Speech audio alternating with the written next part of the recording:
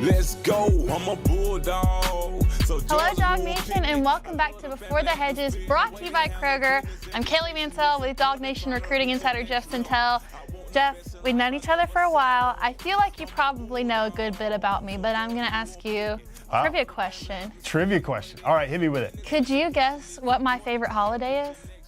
I think your favorite holiday is actually not some unofficial pumpkin spice latte Starbucks rollout. I'm going to say Halloween. Jeff, context clues. It's obviously Flipmas. Oh, she's wearing I've got my red on. You know, folks, you know Kaylee means business when she breaks out the red. That's like... This is true. She's got red lipstick. She's got the red on. That's not just an homage to the fan base and the school colors. I mean, it's an homage also to Flipmas and to the seriousness of the things that we need to get down to today in the show, including this is our Before the Hedges rundown. We're going to review the Tennessee Tech games, go over the key visitors, and then our headlining moment, Flip Watch incoming. We've got a serious Flip Watch list for you. Then the Great D line hunt is on for 2025. Can't get enough of them at this point. Then we've got more Mansell's details with our viral class plays as well as our Dawg of the week, and then our Before the Hedges staples and the question of the week and the 2025 class breakdown. But first, let's do a little review of the Tennessee Tech visitors list. I'm going to throw some names at you. I want you to tell me what they thought, their importance. I want to start with this one. We've talked about him for weeks on the show now. Okay. Yeah. You going to do your little uh-oh? I know what you're going. I know where you're going. Do you? I think so. You want to talk about that big-time running back from Lee County. That's what you want to talk about. Did you look at my notes? No, I don't know. Kaylee, I've known you long enough. You're like the card-carrying Usman fan club man. Hey, look, he's planning on a September commitment. He's going to visit Florida State, Auburn, and he just visited Georgia. I just want to know where he's at because it looks like it's getting to be decision time. Yeah, I think he's actually going to squeeze in another visit. He's going to see South Carolina as well. And I want to say this, Kaylee, and this is not to make you smile or anything like that, but I think right now this is the closest I would say Georgia's shot, or the biggest Georgia shot has been with Usman for forever. He took a visit. Things went well. He had a great time. He really got to talk to the players in Athens. And this was kind of one of those, I call them rounding third visits, where you're just trying to get everything figured out on your home stretch. And, I mean, he's a big-time back. It's always been a question of how much love is Georgia showing him relative to the other two. Now, let's be very clear. It is going to be a steel cage match, bare-knuckle fist brawl with Auburn for him, because he got some good juju coming off that visit. He just saw Georgia. I think Georgia positioned itself well. Now it's just kind of be wait and see time in terms of what he's looking for. Kaylee was always where he felt comfortable and where he felt that he could get developed. And he wants that kind of relationship bond, family feel.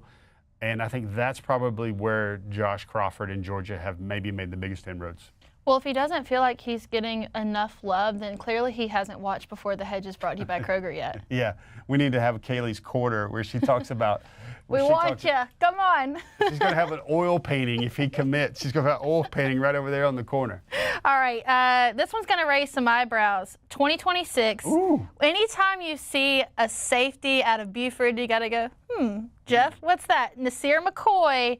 I know he was there getting the chance to watch KJ Bolden on Saturday. What were his thoughts from the game? So he's blown away by Georgia every time. He kind of likes the atmosphere, and he really watches the development piece. I've always thought that Georgia was going to have a great shot at Nasir for a lot of reasons. Like Fran Brown offered him not last summer, but it's 2 summers ago. Wow. And, you know, he's big, he's fast, he's physical. He makes a lot of plays on big stages, but like, Georgia, he told me Georgia made him and his mother feel like a priority. And I thought, Kaylee, Georgia was going to be a major factor for Nasir even before KJ Bolden came to Georgia, committed to Georgia, and now is just simply balling out for Georgia. So, like, you know, I think those chances with Georgia, again, for Nasir, NASCAR, McCoy, they've never been higher. I think Georgia, to be true to the NASCAR theme, I think Georgia's recruiting momentum right now is running without restrictor plates right now for Nasir McCoy. I want to check in with someone who's already been committed in the 2025 class, and that's four-star tight end Ethan Barbour. And I ask you this because a few before the hedges ago, him and Bo Walker were in a competition to see who could bring in the most commits to the class. Did you see Ethan Barbour talking to anybody, chatting them up? He's really the guy, Kaylee. You want to talk about, in years past, there's been guys in every class. The Richard LeCount role, or the guys that are just like the relentless peer recruiters. And I think that's Ethan Barbour for this class. He's the one that's most active in the group chat, except for maybe Coach Coop. He's the one that's always talking to guys. He's the one that is definitely invested in the class. And I even saw the Tennessee commitment in the stands, bending his ear on a couple of things a lot on Saturday. Speaking of the Tennessee commitment, I think we're talking about four-star linebacker Christian Gass, a Tennessee commit. I think the reason I'm interested in knowing about him is because when you look at the linebackers that Georgia has brought in, now Zayden Walker in 2025, Chris Cole, Justin Williams, you see C.J. Allen, Raylan Wilson out there now, I see why it could scare people away just because there's so much depth at that position. But the Dogs also lose Smile Munden and potentially Jalen Walker this year. So it's like, does Christian Gass see this, look at how much depth and rotation there is at the linebacker position and think, maybe this could be the place for me? That's a good point, Kaylee. You made several good points there. The turnover is really big. Georgia currently has one linebacker committed at the class. And I think Christian, it was kind of weird, Kaylee. That was his first actual football game ever. You think about this four-star linebacker out of Eastside High in Covington. And, Tennessee's kind of looming large there. But here's what I'm going to watch. And I think this needs to be like one of those Lego visits. And what I mean by a Lego visit, it's not like I'm trying to sound cool and go like, Lego. I'm talking about Lego. You got to build something on top of this one. And what I mean by Lego there is that if he comes back for the Mississippi State game or the Auburn game or the Tennessee game, I expect him to be in the stands for the Tennessee game no matter what. But if he keeps coming back to Georgia, that's when I think something is really growing out of it. There's another highlight from the Tennessee Tech game. There are certain moments where the words don't necessarily reach and you get maybe not a five-star player but a five-star moment, and I think that came from Isiah Gibson's mom, Candace. I think you captured the picture here. A picture is worth 1,000 words. In this case, it's worth 1,000,000 to me. You see there Candace Gibson during the national anthem, doing the salute, a former veteran. It's moments like this that are so much bigger than football that I'm glad we get to include on Before the Hedges. Yeah, very, very well said there. And Kaylee, I'm going to give you the backstory on this. She's actually active duty. She was a PE teacher and a teacher, but for the last 8 or 9 years, she's been active duty military. She's a captain in the U.S. Army. And I tweeted this photo out, and it's just the world today. I don't know. I think this has gotten over 2,400 likes in about 48 hours, maybe something like that. But to me, you're always going to have a couple people that are like, oh, you're not supposed to salute without a hat on, or you're not supposed to salute or whatever. All I know is this made me Lee Greenwood proud to be an American when I saw that. And the reason why it struck me, Kaylee, is not only is she the mother of the five-star, but the way she serves our country in this time. Today is 9/11 of all days, but the way she serves our country in this time when there's so much division in our country with the upcoming election. But to me, I saw that, and I'd never really seen that before in terms of having a Georgia commitment's parent, that is actually active duty military in the stands. And to see the look on her face and the way she snapped to attention, and to me just seemed so much all-American right there. Like I said a second ago, it really made me proud to be an American. And I know Candace a little bit, and that's just exactly the type of lady she is. She's all business. She is not going to let Isiah transfer once he gets to Georgia. She lived with a decommitment and a recommitment to Georgia, but she's told me once he gets to Georgia, he's not transferring. That's a challenge for him to overcome if he's not playing yet. Yeah, I think that's one of the things that I thought about when I saw this on social media is typically when you have parents who are in the military, you raise a certain kind of kid who holds themselves to a higher standard. So I kept thinking about, I can't even imagine what sort of mom she must be to Isiah Gibson, who's probably going to be a phenomenal kid when it comes to, morals and ethics. And I think that's exactly the kind of player that we need on this Georgia roster. Yeah, definitely. Very well said there, Kaylee. And, again, it's just indicative, the parents kind of tell the story about the children, and in this case, Isiah's tough, he's fast, he's physical, he plays to the whistle. He gets a little nasty, but I want my defensive players to be a little nasty. But I think what's happening there at home and the lady that raised Isiah Gibson, I think he's going to make a lot of Dawg fans happy both on and off the field. So coming up in just a minute, we're going to take a look at that flip watch list we promised you. But first, we want to remind you that Before the Hedges is brought to you by Kroger. And now we're at that point in the season where you're either tailgating or you're watching the games at home, and Kroger has all of your easy wins for game day. Score snacks, sweets, and more for tailgates and watch parties, whether it's that famous buffalo chicken dip or now it's getting a little bit colder, some chili. You need to get all your ingredients for Kroger because they have everything that you'll need for all of your tailgates during this football season. All right, Jeff. It feels like that day after Thanksgiving, where Thanksgiving is kind of over and now you're getting into that like Christmassy type celebration. That's how I feel here, but this is our flip watch. This is the pre-flip miss. Get hype, flip it right, get it right. Get hype, flip it right, get it right. Get hype, flip it right, get it right. Yeah.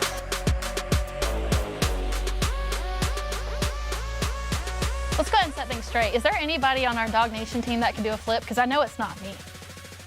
Kaylee, smart money would have been on you probably. I would say counting sales, I would probably say no. Yeah. I would probably say no. So like, hey, when we're hiring one day, We'd love to prove us wrong. if you're hiring, when we're hiring, maybe that needs to be a part of the job description. But Kaylee, this is a lot to talk about, and I know we're just in September, but I think the one thing that struck me, as like Kaylee, we got to talk about. We got like I said earlier about pumpkin spice latte coming out too soon, or Halloween stuff and Christmas stuff in your department store coming out too soon.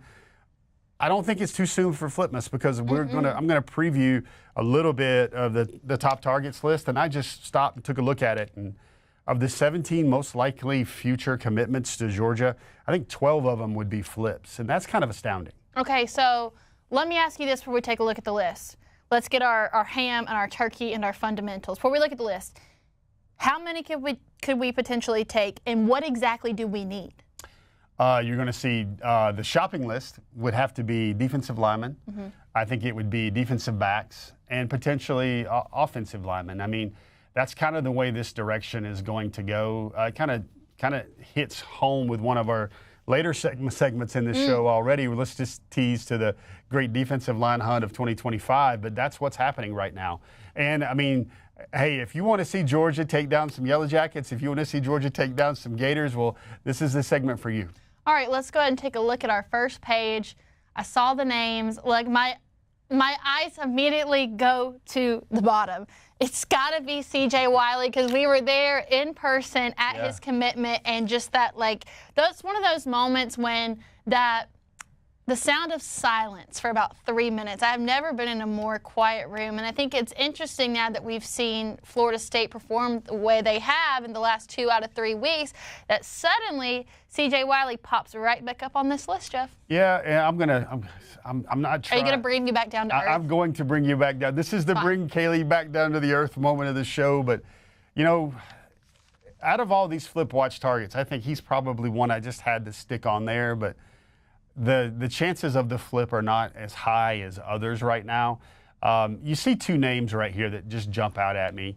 Let's do our due diligence. The big change since last week's show is Georgia lost a defensive back commitment, Rashard Tom Johnson. And the GPS, I would say, for Georgia is trying to fill and get another defensive back. And the first name here, good gosh almighty, Joe Friday. This young man finally got an offer from Georgia. It's kind of been kept on the low. He hadn't really tweeted it out yet, but sources told me he got offered last Friday from Georgia.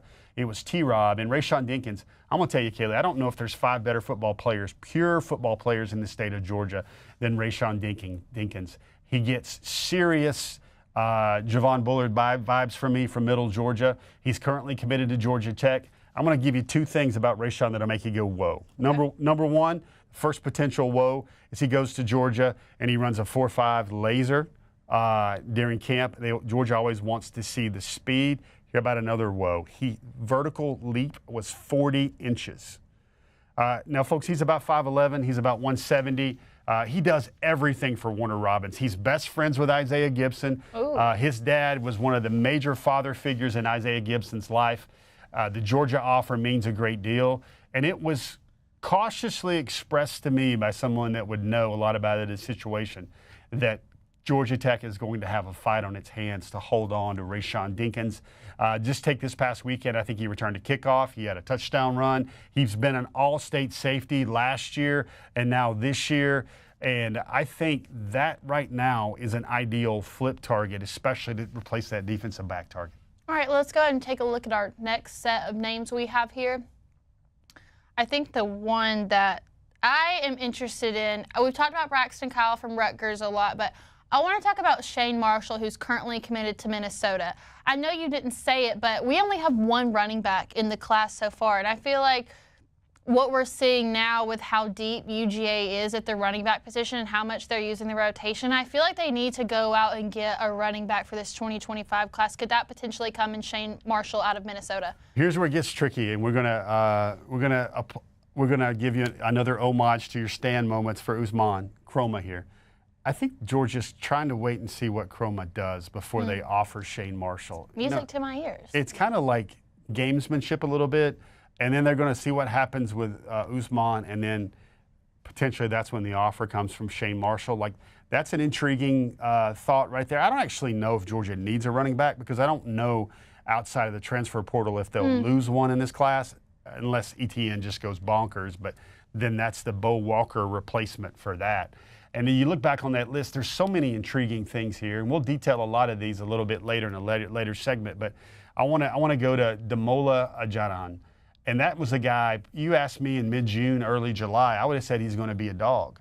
And things, for whatever reasons, and maybe reasons we can't express fully right now, he kind of chilled on the Dogs. Georgia Tech swooped in. We know Georgia Tech is very aggressive in the NIL front, but Damola was in Athens on Saturday. Georgia gave him a front row seat in the very front row. He's interesting. Jeremiah McLeod, the Florida commitment, is interesting.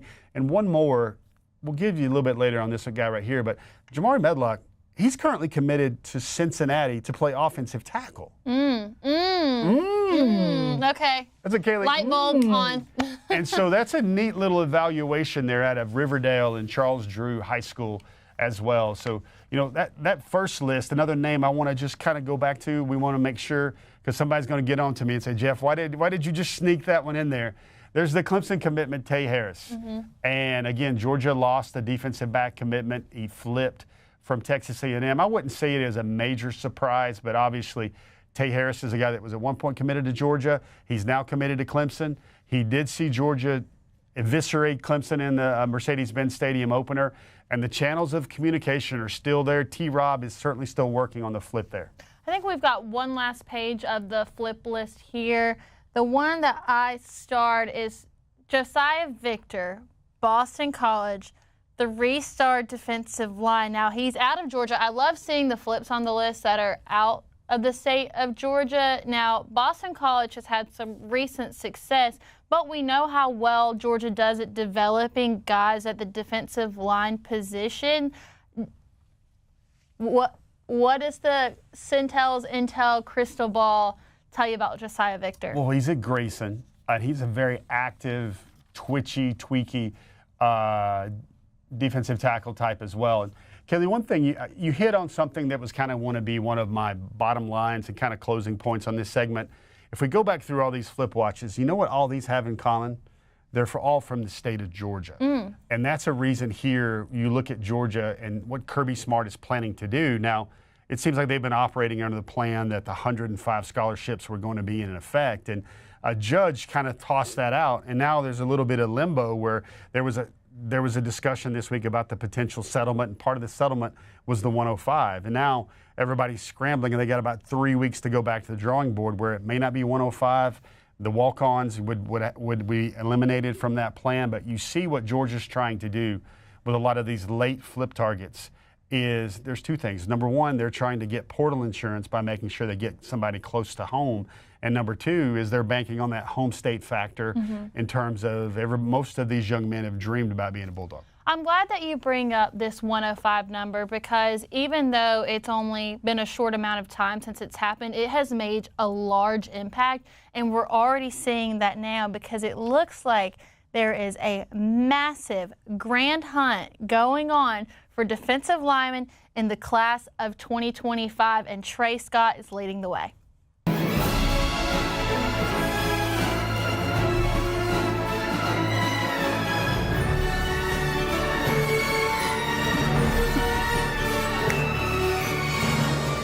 This is the part where we give flowers to our producer extraordinaire, Cody Chaffins. It's too good. Why Indiana Jones, Jeff? First of all, my man Cody Ace Chaffins, I'm probably going to have to buy his dinner and everything for him this weekend in Lexington because he does such a great job for our show. Like, we might have a segment one time later down the road about the top 5 Cody graphics for Before the Hedges. But, of course, it's the Indiana Jones theme. Of course, it's Georgia. And this is why it really matters to me, Kaylee, because I've been doing this maybe 10 years now, and I've never seen Georgia. Really, it feels like an archaeological dig here for Trey Scott. What he's doing is he's going through the state of Georgia, looking throughout the trenches.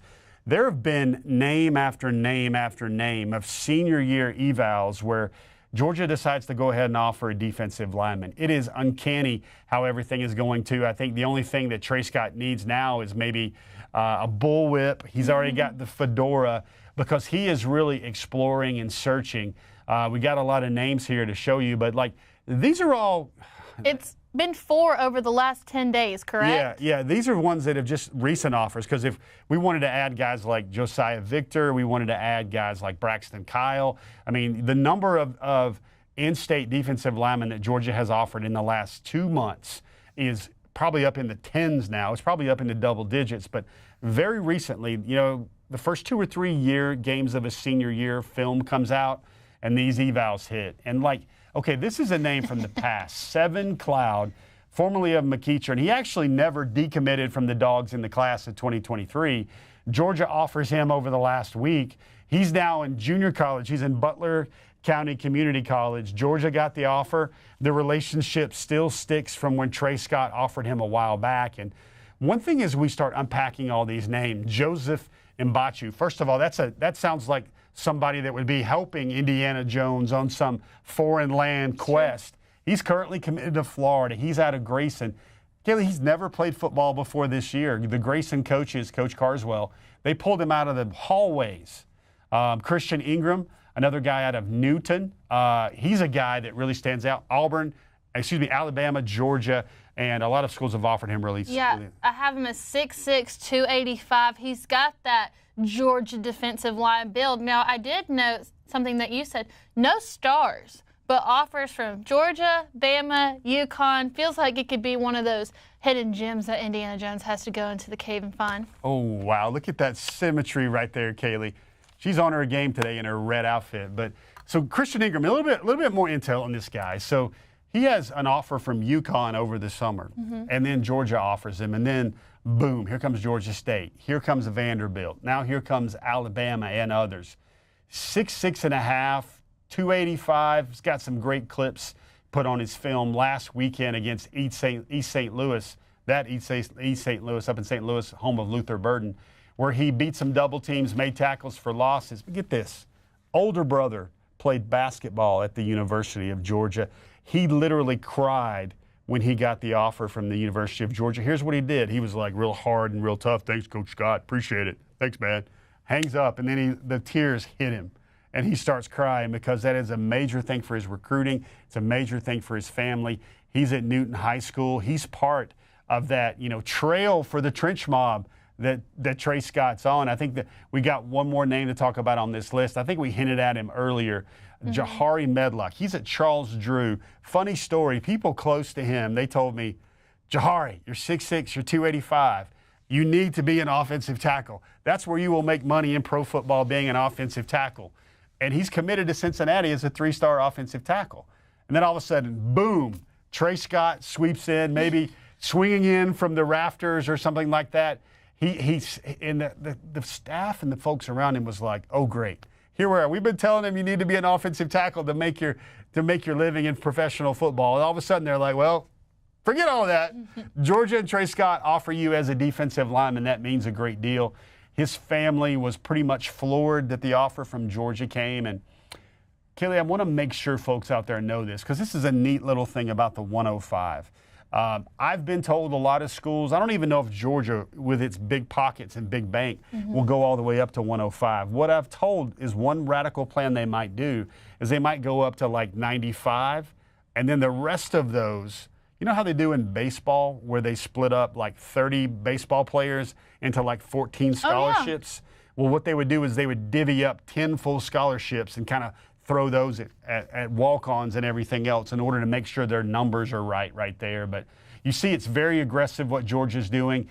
Defensive lineman, hey, and Trey Scott, you know, in the movies, he's always got that damsel in distress. He's got a type, very adventurous, very strong-willed woman. Well, Trey Scott's type on the trail for the trench mob is he wants 6'6" plus, he wants 285 plus, he wants twitch, and he wants length. And that's what he's looking for and trying to find these under the radar in-state, Peach State, red clay GA gems. I think it's fascinating the timing of it all over the last 10 days, and considering the state of health of what we see in Georgia's current defensive line, it really does seem like you can't have enough depth at that position, because you saw Jordan Hall go down at the beginning of the season.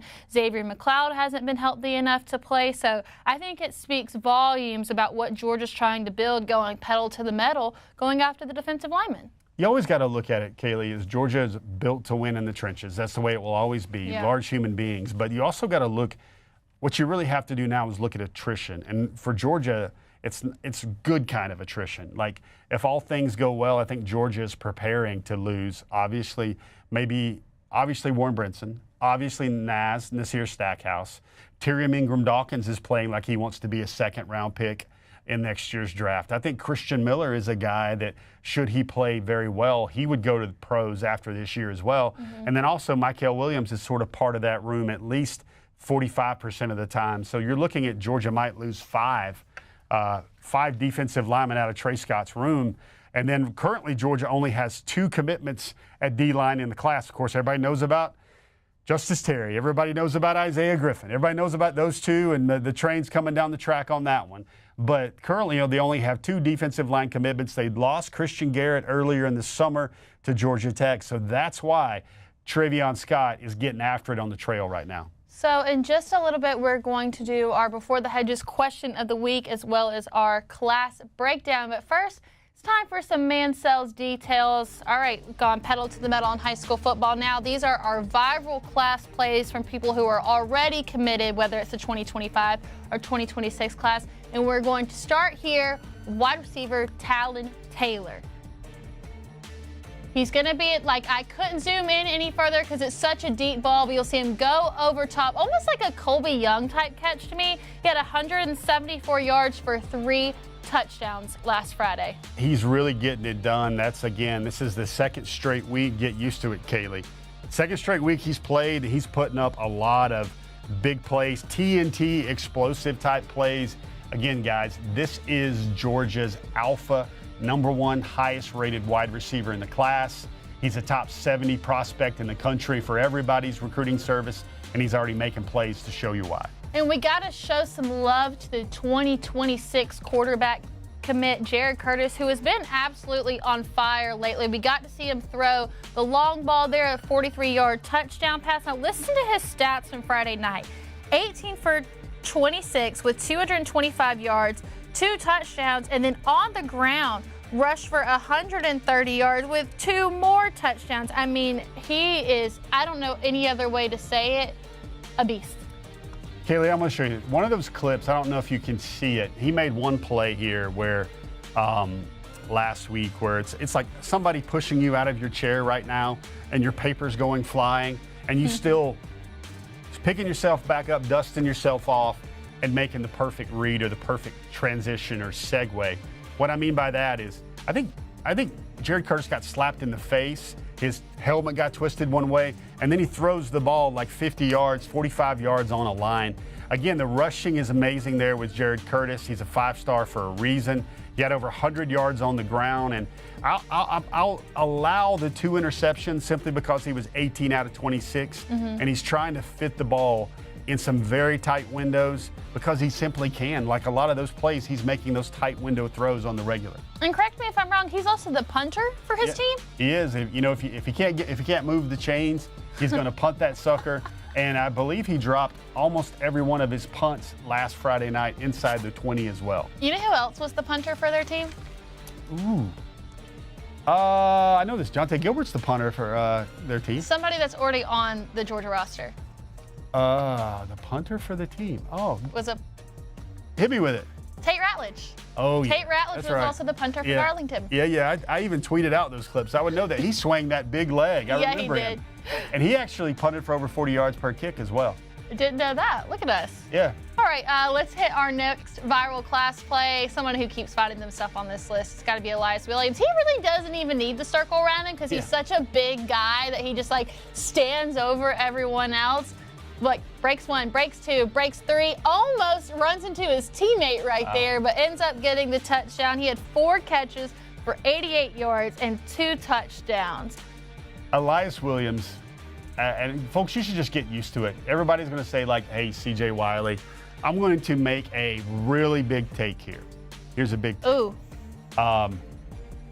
Even if Georgia adds CJ Wiley to the class, I don't know if any one receiver will be more impactful in the passing game for them Dogs than Elias Williams right there. Look at this. These are some people's children he's abusing right here.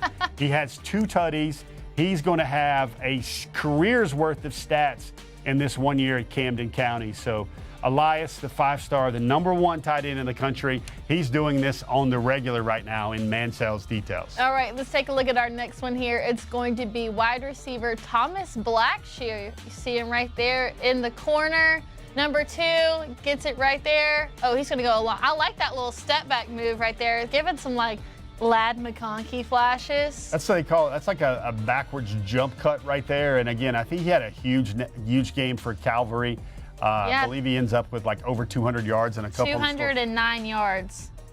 He's getting on track. And guys, this is one of those folks that you don't know a lot about in the class, and I'm glad we have segments like this on Hedges to share it. But if you want to think about who can do player parallels, who can give you Dylan Bell type things in this class, I think Thomas Blackshear out of Savannah, the 912, the Coastal Empire, taking it to the hizzy right there. He can certainly give you that.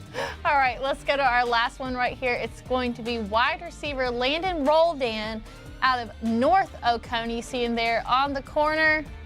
Goes out of the frame. That's how fast he is. But he goes up and gets this ball right here. This was just one play of so many that were elite on Friday night. We're going to let you see it one more time because we've got some news. First of all, Landon Roldan, does that seem like obviously I'm tripping on Lando from Star Wars. He seems like the guy that needs to be in some sort of action, science fiction, fantasy movie, perhaps, maybe some medieval Lord of the Rings game. I was thinking action. Lord of the Rings. I mean, Landon Roldan, that sounds like the boss on a video game where you've got to beat that guy at the boss level. All right, well, I've got some good news for you. This play doesn't even begin to show it, but Landon Roldan gets his very first Dawg of the week here on Before the Hedges, brought to you by Kroger. No leash, you are part, no teeth. That's a whole lot of wins on me.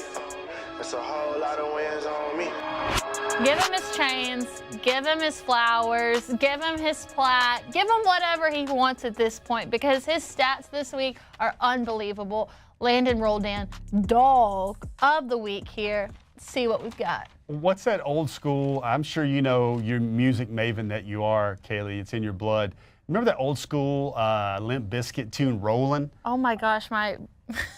Roldan was rolling last week. Did you just really throw a Limp Bizkit? I did. Keep it rolling, rolling, rolling.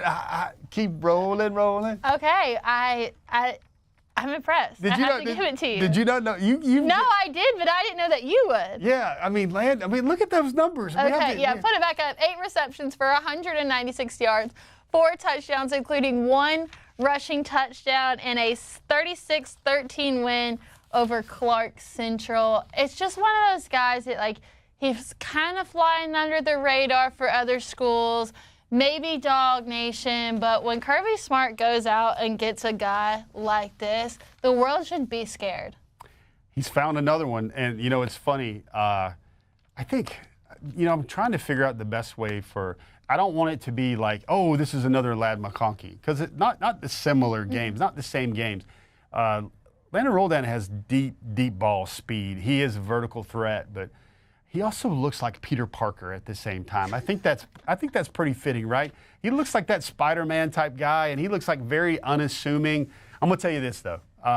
It was in our melt of like all the dogs that were at the game on Saturday. Landon Roldan, his family is full of Dawg fans. There's like so many degrees. When Georgia offered, it was like, whoa. And like he was there in Sanford, and you didn't need a picture to tell 1,000 words. He's just sitting there going, oh my goodness, I'm here at Georgia. I will play here. I'm committed to, there it is right there. There it is right there. Landon Roldan is sitting there going like, what lucky stars times 1,000 did I sail under in order to end up where I am right now? So now that we're 4 weeks into high school football season, when we do Before the Hedges next week, make sure you guys tune in because we're going to put our heads together. We're going to put the numbers together, and we're going to do a Dawg of the month. You're not going to miss it, so make sure to check back with us next Wednesday on our new official start time, which has been 7 o'clock. With that, that'll wrap up Mansell's Details and Dawg of the Week. Dawg of the Week. Sorry, Dawg. There you go. Still working on it. But with that, let's continue our high school football talk. This is going to be our game of the week. Elijah Griffin out of Savannah Christian traveling up here to face Fellowship Christian. I believe both schools are top 10 in their respective division, but that's a long trip that Savannah Christian has to make. What are the details, Jeff? Well, first of all, there's a lot of great games in the area. I know that the DawgNation crew will be at Douglasville, Douglas County, and Buford, but when you're Jeff and 5-star #1 on the top targets list comes to Roswell of all places, that's like 10 miles from where I live in Woodstock. They're playing Fellowship Christian. And it's not just the Elijah Griffin show. It is the LaDamian Guyton and Elijah Griffin show, because you're talking about a guy in 2027, grown man, will probably be the #1 rated recruit in the 2027 class. He's also a 5-star. You're going to see both of those guys on the field. And so when I don't have to travel down to Chatham County to watch Elijah Griffin play, that's where I'm going to be on Friday night. DawgNation conversation incoming? Probably. Yeah, he's a good dude. We'll probably get one of those for you guys next week. Now it's time for our weekly staples. I don't remember what you called it this week. It was really, really clever. We had three. We had 3 things to talk about this week with our weekly staples. So it was the Maddox, Glavin, and Smoltz. Oh, love it. Okay, well, this is the part of our show. You know we're going to end like this every week, and the beginning of the end starts with the Before the Hedges question of the week. All right. Wow. I mean, Jeff, why don't you tell me? So, we just wanted to go hard in the paint with this one right here. There's a couple of contenders here, and I think you might even get 3 names within the next month. I would probably say, and of course, this is where, who do you think will be Georgia's next commitment? And for everybody that's playing the Before the Hedges game at home, I want to see your answers. I want to see that engagement in the comment section. But for me, I think of 3 names. And I might tier them in terms of most likely. I think Georgia has a very strong shot within the next month for Chase Linton, the former Rutgers commitment out of North Atlanta High School. I think Rayshawn Dinkins, the guy I mentioned earlier at Warner Robins, he's a very cool, calm, and collected kid. He's very reserved. He's not going to do anything really quickly, but I do think Georgia has a strong shot with Mr. Dinkins, especially if he can get scheduled to come down for an official visit. And then also you got to think about Elijah Griffin. You have to, with all the entendre over the last 2 weeks or so about him saying, I'm likely not to take my commitment to the early signing day. Folks, remember, early signing day is on December the 4th this year, not December the 20th. So it's not going to ruin your Black Friday or not going to ruin a lot of your Christmas. I'm late. I'm a procrastinator shopping. But he said that he was going to take his official visit to Georgia on a specific weekend. That's also his birthday weekend. So I don't know that the stars might be lining up for that one as well. Those are my 3 thoughts. Kaylee, do you got one? Is there anybody you would like to? Well, I'm going to answer this. I was going to say, do you want to know like my manifestation vision board answer? Yeah. You got a vision board for that Lee County running back as well. I know I don't even need to ask you, but that's who you. And he is also teed up. He's going to make a decision sometime in the next 3 weeks. Well, that's what gives me hope is knowing that he has a September commitment date. So if we're going like off next. Like, his is coming up pretty soon. I don't know when Elijah or Justice are going to make their decision. I know that his is coming up, so.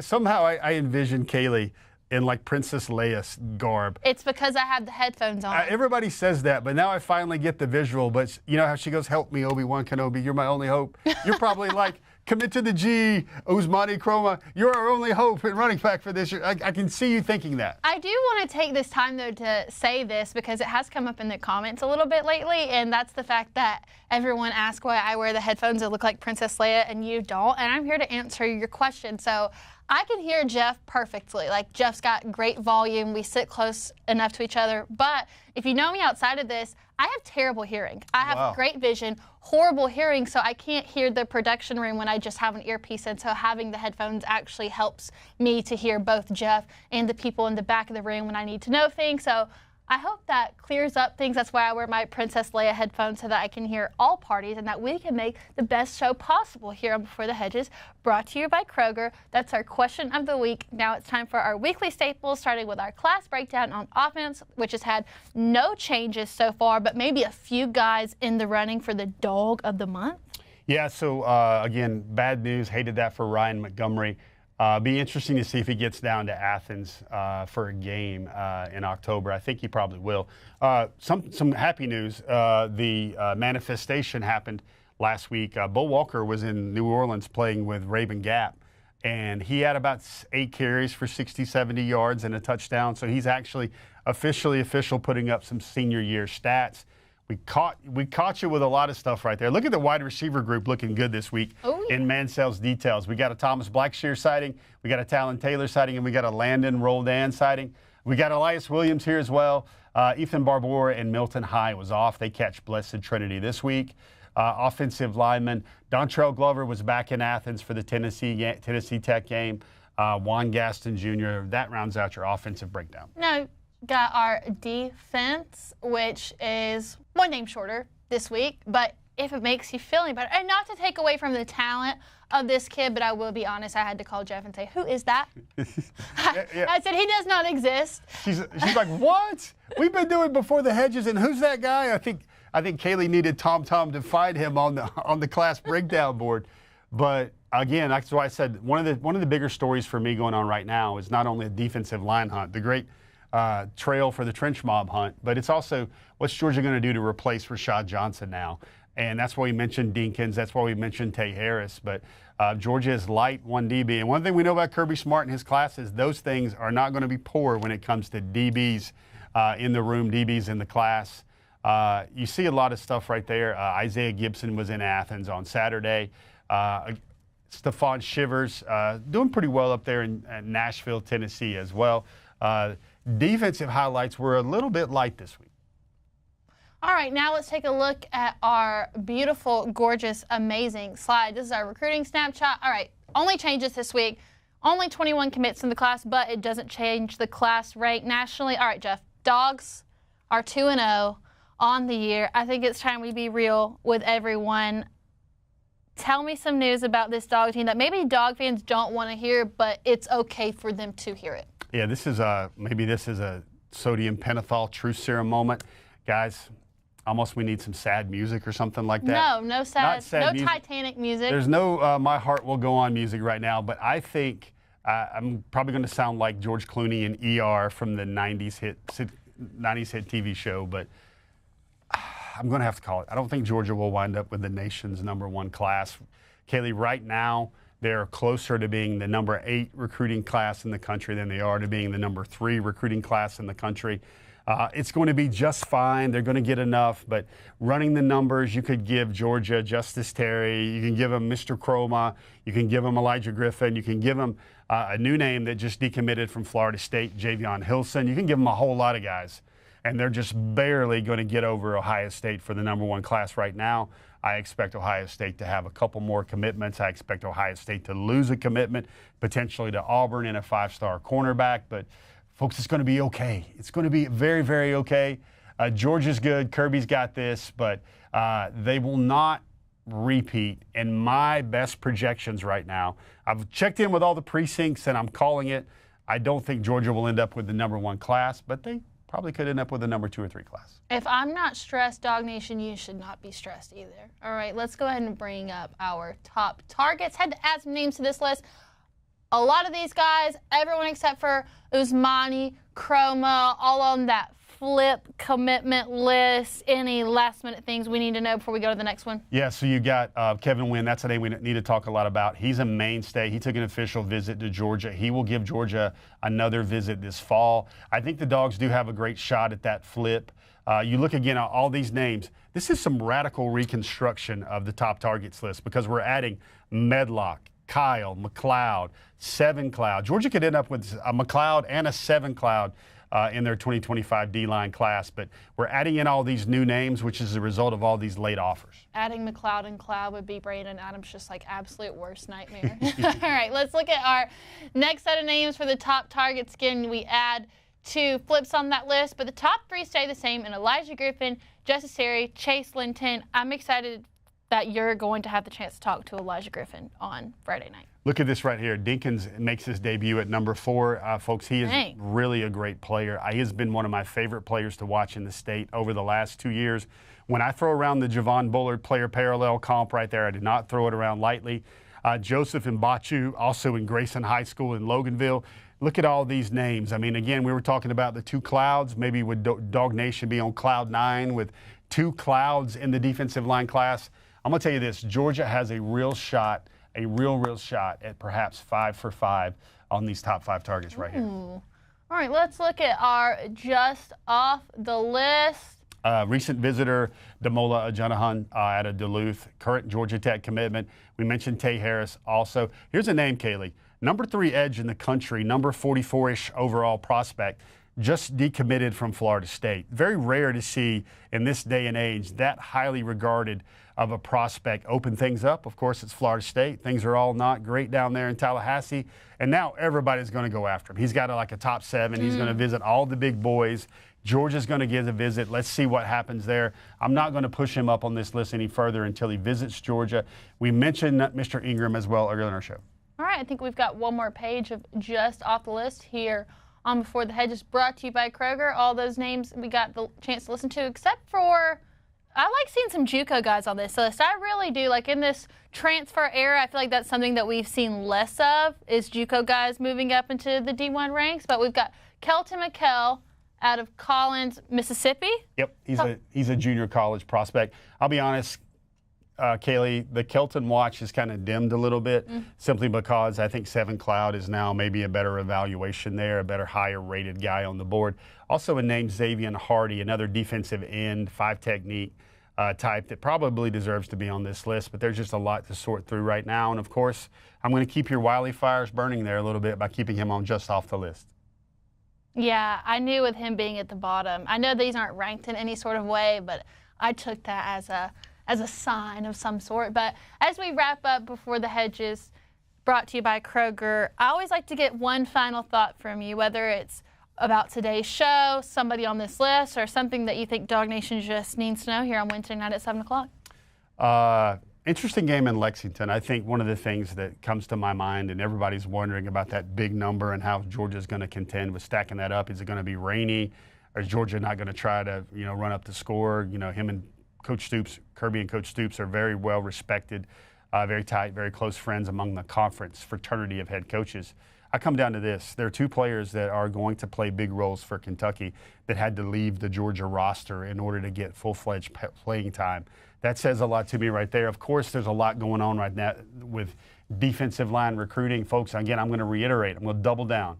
Don't feel bad. You don't feel bad. Bark as loud as you want to in Lexington. Still stick that chest out.